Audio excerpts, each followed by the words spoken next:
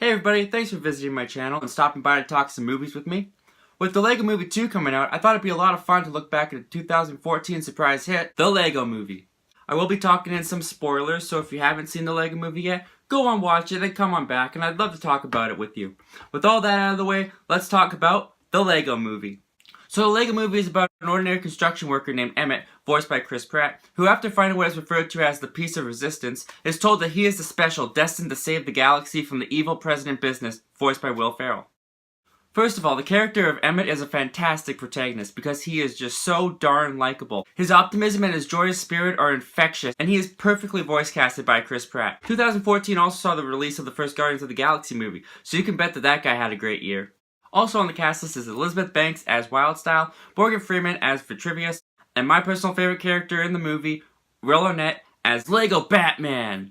He comes in at the 40-minute mark, and up until then it had all been new characters. So I remember sitting in the theater, and when Lego Batman showed up, it was such a pleasant surprise, and it started off the huge amount of pop culture references and characters that we were about to get in the later half of the film. The movie is directed by Phil Lord and Christopher Miller of recent Into the Spider-Verse fame, and the way that they shot this film is remarkable. You would never believe that this film was CGI. Besides the animation to make the facial structures and facial features move on the Lego people, everything looks so photorealistic in this movie. You would swear that they built Lego sets and then moved the Lego people stop motion style. It's that good. Also, the attention to detail is incredible. Everything from the buildings to the elements like water and fire is made of Legos. Even when things break or explode, they explode in Lego pieces. There are some real-world items in the movie, but more on that later. The story of this movie is really a spoof on the Chosen One concept, and it really pokes fun and makes fun of the tropes of that storyline, which I really enjoyed that aspect of the movie. I also love the ideas that are thought up in this movie. The ideas in this movie, the dialogue, and the humor has such a ridiculous nature to it that I feel like this movie perfectly captures the creative mind of a child playing with Legos. Which brings me to what I believe takes us from a good movie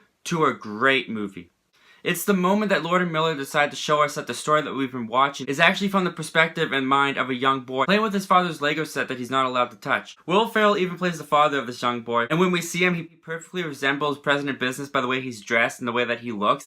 And it was just such a brilliant idea. Because what it does for me is something very interesting. Because what it does is all the hyperactive, ridiculous nature that we've seen before is not just nonsense. It has depth and meaning to it. This is now a symbolic story about a father-son relationship and how the son feels about his father suppressing his creativity. His father, being represented by President Business, wanted to glue everybody down and make the world perfect, and the son, being represented by Emmett, is told to play by the rules, not to break them and to stay in line, but is being encouraged to let his creative mind free. And so when Emmett approaches President Business and they have their resolution in the story, it has a more personal and deeper meaning because on the parallel of that, in the real world, the son is actually having a reconciliation with his father.